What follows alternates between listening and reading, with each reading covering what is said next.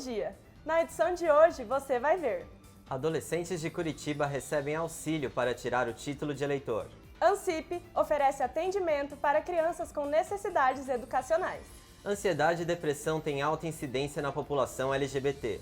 Veja onde buscar ajuda. A volta do futebol americano aos campos curitibanos. Matéria sobre o famoso pinhão paranaense. Começa agora mais um TV Comunicare.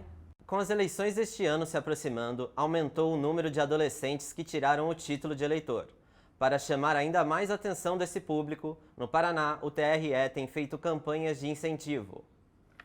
Com as eleições se aproximando, jovens entre 16 e 17 anos têm se movimentado para a retirada do título de eleitor. No Brasil, o número de adolescentes que tirou o título caiu em quase 10% entre 2018 e 2022. Percebendo a queda do número, neste ano, através de campanhas, o Paraná conseguiu aumentar a taxa de adolescentes votantes em cerca de 26% entre os meses de janeiro e março. Apesar do aumento significativo, alguns adolescentes não tiraram o título por desinteresse político. É o caso da estudante Ana Reis, que critica a distribuição de informações políticas. Porque eu não sou muito interessada por política, na verdade. Até porque a gente não sabe muito bem como formar nossa opinião política. Então, eu acho que ainda está em escassa essa distribuição de informação para nós jovens. A difusão de informações é o foco das campanhas de incentivo do TRE para atrair os jovens eleitores. Para a coordenadora de comunicação do Tribunal Regional, Rubiane Creus, o órgão identifica falhas de comunicação e tenta reformular as campanhas de incentivo ao voto. Então, nós sabemos já no dia a dia que muitos jovens não se interessam por política. Por isso que a Justiça Eleitoral se remodelou para poder buscar uma comunicação eficiente que chamasse a atenção dos jovens, para que eles se interessassem por política, por democracia, por cidadania, por processo eleitoral. Para incentivar os adolescentes, o TSE, em parceria com o TRE, tem promovido campanhas através das redes sociais como o TikTok. Outra ação que vem sendo realizada em parceria com a Escola Eleitoral é a visita em escolas estaduais para orientar adolescentes a como emitir o título. A estudante Beatriz Gonçalves fala da facilidade e da importância de tirar o título online. Eles deram até um panfleto que me ajudou bastante, explicando os passos de como fazer. Eu acho mais fácil também por conta que, se você não tiver o documento em mão, você pode usar como uma foto do WhatsApp e salvar no arquivo, é bem mais fácil. A eleição que vem agora, né, vai ser para nossa fase adulta, para nossa entrada do mercado de trabalho, e vai mudar muita coisa e vai ser muito importante para a gente decidir isso.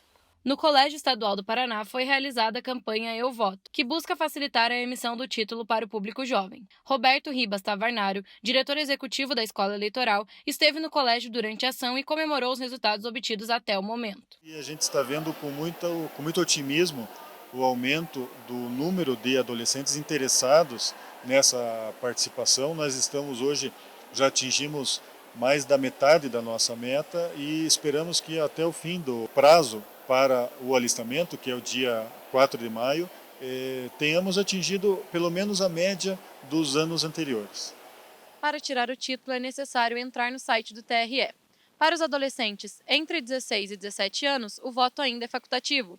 Para os jovens de 18, o voto já é obrigatório e a situação deve ser regularizada até o dia 4 de maio. Para qualquer criança, a entrada no ensino básico é difícil. Para famílias com crianças que precisam de acompanhamento especial, o processo fica ainda mais complicado. Em Curitiba, uma associação tem tentado solucionar esse problema.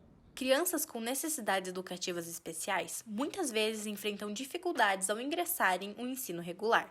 Por isso, muitas famílias buscam um atendimento em instituições especializadas para realizar tratamentos para o desenvolvimento ou tratamentos preventivos.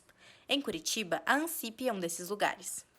A ANSIP, fundada há mais de 25 anos, visa o atendimento diferenciado a crianças com necessidades educativas especiais e tem como objetivo a detecção precoce e a reabilitação infantil para o ingresso no ensino regular.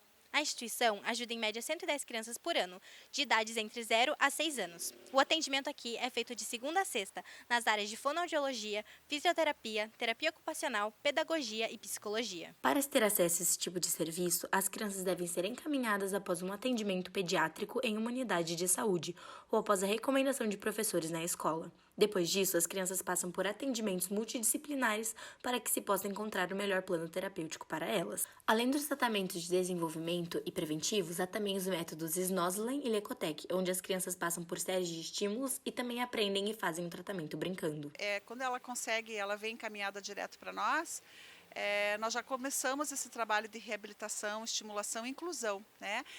Ou seja, objetivando com que ela seja incluída, consiga ser incluída já na escola, a partir do ensino fundamental ou ainda mesmo na educação infantil, com mais base, né, com um preparo para que essa escola possa receber ela e ela possa se adaptar lá. Essas atividades são muito importantes na vida dessas crianças, para a possibilidade de melhor desenvolvimento escolar e socialização, no momento de ingresso ao ensino regular. Muitas escolas já possuem estrutura para receber essas crianças, porém, muitas ainda precisam de melhoras na grade curricular e de profissionais especializados para a inclusão e desenvolvimento na escola. O currículo já é mais adaptado, né? Então, temos escolas que já estão prontas para receber as nossas crianças e temos escolas ainda que estão nesse caminho, né? Então, muitas vezes falta ainda do governo ou, né, do Estado, esse incentivo aos professores buscar esse conhecimento. A fase de desenvolvimento infantil é uma das mais importantes na vida das pessoas, de acordo com profissionais pedagogos. Eles também concordam com a importância dessa inclusão e desse cuidado especializado com as crianças no meio escolar, e na urgência de serem implementados em todas as instituições de ensino. Hoje, nas escolas, é necessário que as crianças tenham um atendimento especializado, procurando compreender e entender qual seja a dificuldade dessa criança. Claro, com todo o apoio pedagógico.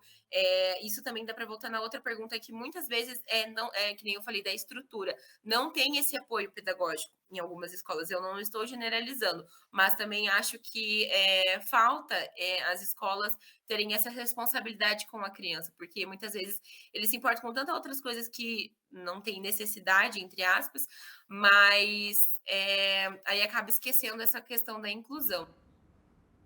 Falando de ajuda comunitária e apoio, aqui na capital, o Grupo Dignidade oferece auxílio psicológico para a população LGBT. Um estudo da Associação Americana de Psiquiatria apontou que os jovens LGBTs têm o dobro de propensão a adquirirem transtornos mentais, como ansiedade e depressão. O motivo se dá pela falta de apoio e estrutura familiar. De acordo com um estudo realizado na Universidade de Columbia, nos Estados Unidos, Nova York, a orientação sexual não é a causa de transtornos mentais. Na verdade, a grande causa disso é a ausência de suporte de grupos de famílias e amigos. O medo da violência ou até mesmo experiências passadas com agressões físicas e verbais acaba causando traumas e sequelas mantidas por muito tempo dentro dessa comunidade. Sofri muito. Uma das coisas que me fizeram desenvolver a depressão por alguns anos durante a minha vida foi a falta de aceitação e apoio familiar. Com 20 anos eu descobri ser soropositivo. Faço acompanhamento, tratamento há alguns anos também, e com essa questão da descoberta da soropositividade, eu já tratando a depressão, lidando com todas essas situações, ansiedade e tudo isso, acabei por ter algumas tentativas de suicídio, em questão de não aceitação e também não aceitação das pessoas que me rodeavam, né? Tive uma segunda tentativa de suicídio, uma terceira, no total foram 6, né? Ser gay, no meu caso, era uma doença que realmente poderia ser um distúrbio mental. Então a minha família, meu pai e minha mãe, em alguns momentos quiseram me internar, não me entendiam, não aceitavam, não me respeitavam, mas também eles não me davam abertura e não me deixavam buscar ajuda, de certa forma. Depois da minha última tentativa de suicídio lá no interior do Paraná, eu não tinha mais apoio nenhum. Minha família já não sabia mais o que fazer, mesmo tentando me entender e me respeitar devido às escolhas que eu fazia, era muito difícil. 2017 foi um ano para mim que deu uma volta, né? Fazendo terapia o tempo todo, buscando esse auxílio. Aí eu voltei a estudar para que eu pudesse, né, dar um pontapé na minha vida. O Grupo Dignidade trabalha com o suporte de pessoas LGBTQIA+, desde 1992, onde foi a primeira organização LGBT no Brasil a receber o título de Utilidade Pública Federal em 97. Com o serviço de atendimento psicológico, o grupo atende pessoas em situação de vulnerabilidade relacionadas a essa causa. A partir do momento que você não tem o apoio familiar, fica tudo mais difícil para você lidar com as questões do dia a dia, da vida, né? Então isso pode gerar depressão, pode gerar ansiedade, pode também dar questões de ideação suicida. O número de LGBTs que pensam em suicídio é 8 vezes maior do que o número de pessoas héteros, né? Pelo fato das questões relacionadas com a sociedade, com o preconceito que a sociedade impõe em cima dos LGBTs. Então, muitas vezes as pessoas não conseguem levar a vida delas, elas querem acabar com o problema. Então, o primeiro impulso acaba sendo o suicídio. Olha, muitos LGBTs, eles têm depressão, muitos LGBT têm ansiedade, questões de baixa autoestima, é muito comum você encontrar em LGBTs também. O Grupo Dignidade fica localizado na Rua Marechal Floriano Peixoto, número 366, no 4º andar. Eles têm atendimento de segunda a sextas-feiras, das 14 às 18 horas. Depois do intervalo, vamos falar sobre a volta do futebol americano.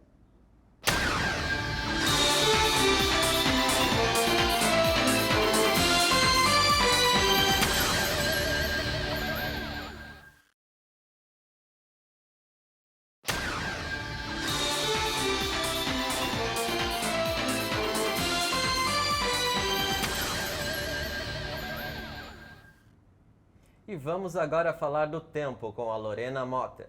E aí, Lorena, o que esperamos do tempo em Curitiba? Tá na hora de tirar os casacos do armário ou não? Bom dia, Lívia. Bom dia, Ivan. A notícia só é boa para aqueles que gostam de um friozinho em Curitiba. O tempo tende a variar muito pouco de hoje para os próximos dias. Nesta quarta-feira, dia 20 de abril, a mínima é de 12 graus e a máxima de 24. Sem possibilidade de chuva e parcialmente nublado. Essas condições prevalecem a semana toda. Quinta-feira, por exemplo, teremos uma mínima de 13 graus e máxima de 22. A diferença é que na sexta-feira haverá chuva, tempestades dispersas e no sábado o dia amanhece e permanece completamente nublado. Sendo assim, respondendo a sua pergunta, Lívia, eu aconselho a todos a continuarem com seus agasalhos na mochila. Obrigada, Lívia, obrigada, Ivan, e uma ótima semana a todos. Obrigada, Lorena. Nos últimos tempos, os esportes como o futebol americano estão voltando com os campeonatos abertos ao público. Nós fomos acompanhar um desses jogos. Veja só! O futebol americano é um esporte que se baseia na velocidade, na agilidade, na força bruta e na capacidade tática de seus jogadores, que trabalham em equipe empurrando, bloqueando ou perseguindo seus adversários para que a bola possa avançar pelo território até a endzone. Apesar de não ser muito divulgado nas redes sociais, no Brasil e principalmente em Curitiba, o esporte tem se tornado cada vez mais popular entre os jovens e adultos. Após esses 2 longos anos de pandemia, o Campeonato Paranaense de Futebol Americano está de volta. A torcida e os atletas vibram pelo retorno aos estádios. A torcida faz bastante barulho, estão criando aí os gritos, né, os coros, aí tá bem bacana. Esporte e também aproveitar esse momento de pandemia que ocorreu a flexibilização, a gente consegue estar próximo dos nossos amigos e também uma atividade em conjunto vendo as pessoas novamente. O campeonato deste ano contará com algumas mudanças em comparação com os anos anteriores. As novidades são as divisões Norte, Oeste e Leste, que terão apenas 2 equipes para competir. Os times disputarão vagas nos playoffs, no modelo melhor de 3, e a equipe que vencer 2 jogos primeiro estará classificada. Os jogadores estão ansiosos e têm altas expectativas para a temporada. Da pandemia. Bom, acho que primeiramente eu ia comentar que foi um trabalho de 2 anos, né? Apesar da pandemia, a gente estava trabalhando durante 2 anos de forma online e, na verdade, existia um pouco de ansiedade, né? Até para voltar à normalidade, né? Voltar ao campo. Foram tantos dias trancados em casa, tantos lutos. Não é à toa que a ansiedade por esse momento era gigantesca. É hora de reencontrar a torcida, reencontrar os colegas e também os oponentes. É hora de correr pelos gramados em busca da vitória. E você, Lívia, já jogou futebol americano? Olha, confesso que eu não sou melhor nesses esportes, mas o Caio Yuki está aqui para nos falar do futebol dessa semana. Fala pra gente, Caio, como foi a Copa do Brasil? Bom dia, Ivan. Bom dia, Lívia. A Copa do Brasil vai ser disputada hoje pelos times do Paraná, que iniciam na competição, exceção do Azures, que já jogou ontem contra o Bahia no empate em 0-0. Falar primeiro do Atlético, que vai enfrentar o Tocantinópolis lá no Tocantins. Um jogo complicado para o Atlético, muito transtorno de viagem, um gramado muito difícil de ser jogado. Um jogo promete ser complicado para o Atlético. Vamos ver como vem o Atlético para a partida agora. O Atlético poupou alguns titulares para a partida, afinal é um time muito abaixo do elenco do Atlético. Então o professor Carille preferiu por poupar alguns jogadores fundamentais para o elenco. O Atlético tem a vaga no ataque em aberto, não se sabe exatamente se vem com Rômulo, se vem com Pablo para ganhar uma experiência mais no ataque, no jogo decisivo. E também a questão do Marlos, vai ser titular ou não? O Marlos que ainda não foi titular no jogo pelo Atlético, tem essa expectativa da torcida para ver o camisa 10 em ação aos 90 minutos. O último jogo do Atlético foi uma derrota, no Campeonato Brasileiro contra o Atlético Mineiro, então fica aquele sentimento de querer vencer para mostrar um serviço para a torcida. A provável escalação do Atlético é essa, com Bento no gol, Pedrinho na lateral esquerda no lugar do Abner, Lucas Fasson e Lucas Halter na zaga, uma zaga completamente reserva em comparação com o que vinha sendo, Kelvin na lateral direita no lugar do Orejuela, Hugo Moura continua no time, Christian deve ganhar uma oportunidade no meio, a gente colocou o Marlos aqui como esse camisa 10 do Atlético, que deve ser o titular, Pedro Rocha, Coelho e Pablo devem fechar o ataque, o Pablo com essa questão com o Rômulo ainda. Esse deve ser o time do Atlético hoje contra o Tocantinópolis. O Coritiba, por sua vez, vai pegar o Santos, um duelo muito mais pesado, né? A camisa do Santos, uma das mais pesadas do Brasil, mais tradicionais. Mas o Coxa tem aí a vantagem de jogar em casa seu primeiro jogo aí, em frente à sua torcida. A torcida do Coxa promete fazer uma festa muito bonita do Couto Pereira hoje às 7h30. O Coxa vem com desfalques importantes para o jogo. O atacante Léo Gamalho não joga a partida de ida, assim como o Tony Anderson, que não vai poder estar em campo. O sentimento de revanche do Coritiba é muito importante. A última partida do Coxa pelo Campeonato Brasileiro foi em derrota justamente para o Santos, na Vila Belmiro, pelo placar de 2-1. Então o time deve estar ainda meio mordido com essa derrota, vai querer mostrar para o Santos que tem qualidade para passar de fase e deve impor aí seu estilo de jogo no Couto Pereira para sair com a vitória e levar a vantagem para a Vila Belmiro. O Coritiba deve vir escalado com força total, a exceção dos desfalques que eu comentei, com Muralha no gol, Egídio, Luciano Castan e Henrique na zaga, Matheus Alexandre na lateral direita, o meio-campo com William Farias e Andrei, Regis, Aleph Manga, Igor Paixão e Martínez deve fechar o ataque do Coritiba hoje contra o Santos. Esperamos uma partida muito equilibrada, muito parelha, com muito ataque, de repente muitos gols, quem sabe, mas aí fica a expectativa para o Coritiba sair vitorioso do jogo de hoje. Obrigado, Caio. No próximo bloco vamos falar sobre o famoso pinhão.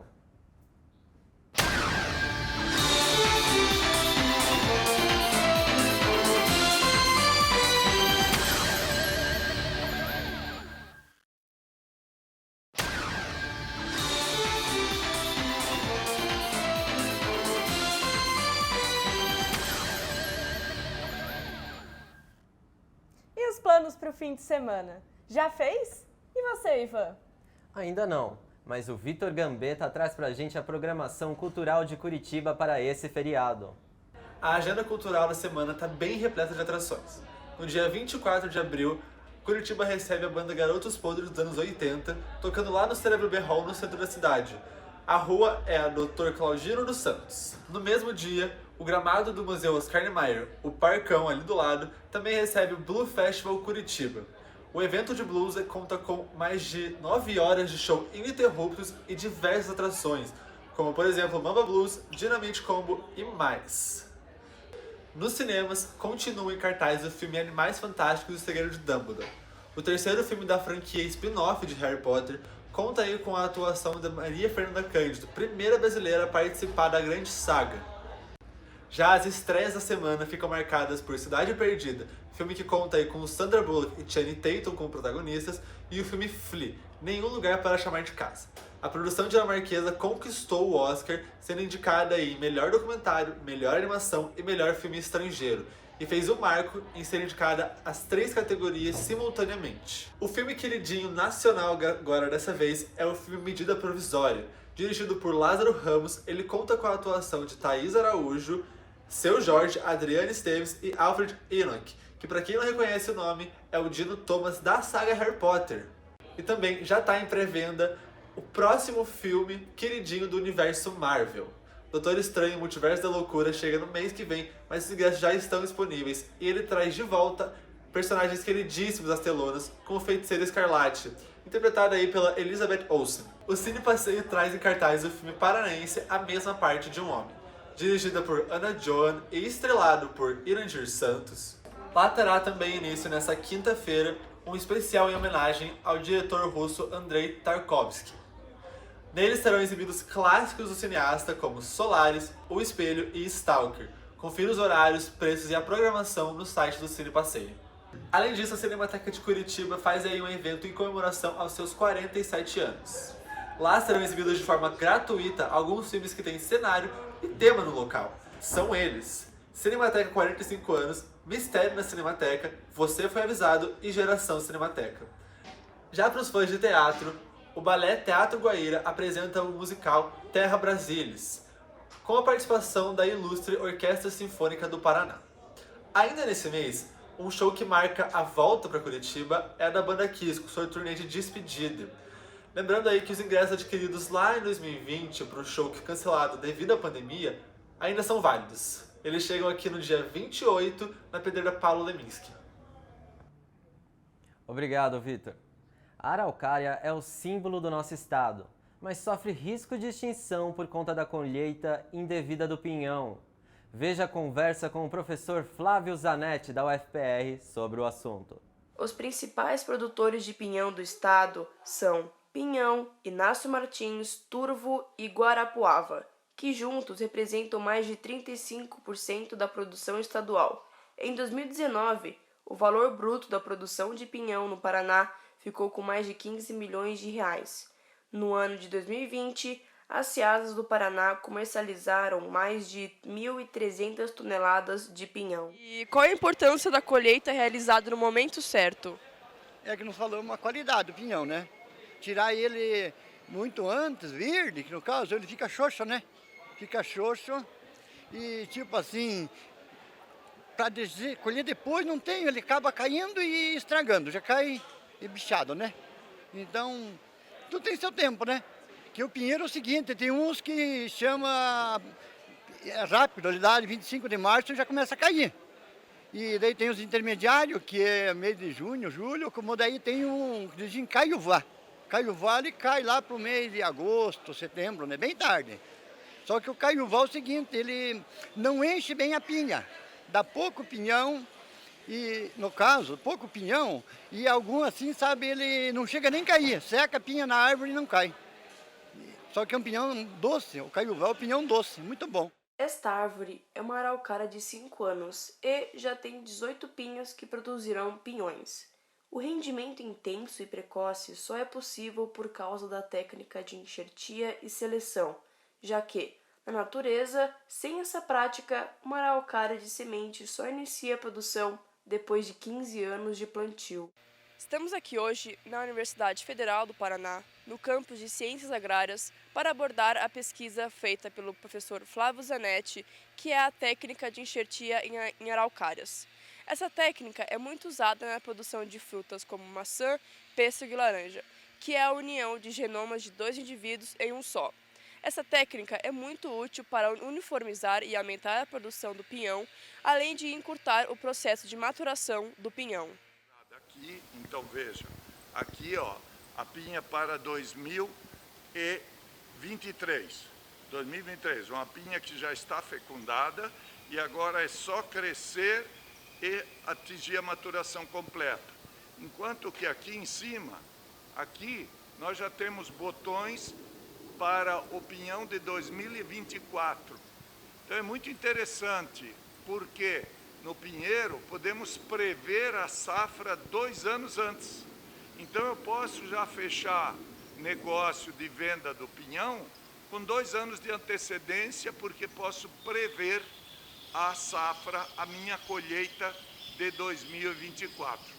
O objetivo era transformar a araucária angustifolia, o nosso pinheiro do Paraná, em uma espécie cultivável que rendesse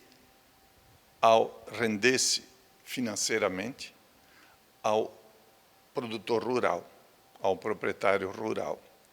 Por quê?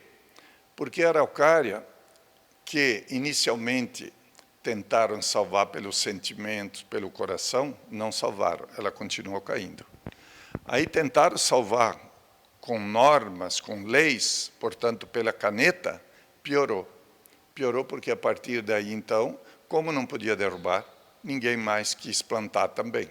E não só não plantava, como também cortava as pequeninas plantas para evitar que mais tarde viesse a perder um pedaço de terra porque não podia derrubar. O principal fator para a diminuição da produção dos pinhões é o envelhecimento das araucárias, já que, à medida que envelhecem, não há desenvolvimento de novos galhos onde as pinhas são produzidas, então não há pinhões. O foco na pesquisa do professor Zanetti é clonar as fêmeas que geram as pinhas, pois araucárias macho só produzem o pólen. Esta edição do TV Comunicare vai ficando por aqui. Acompanhe o conteúdo completo das nossas reportagens no nosso portal. Nós voltamos a qualquer momento com mais informações. Muito obrigado pela audiência.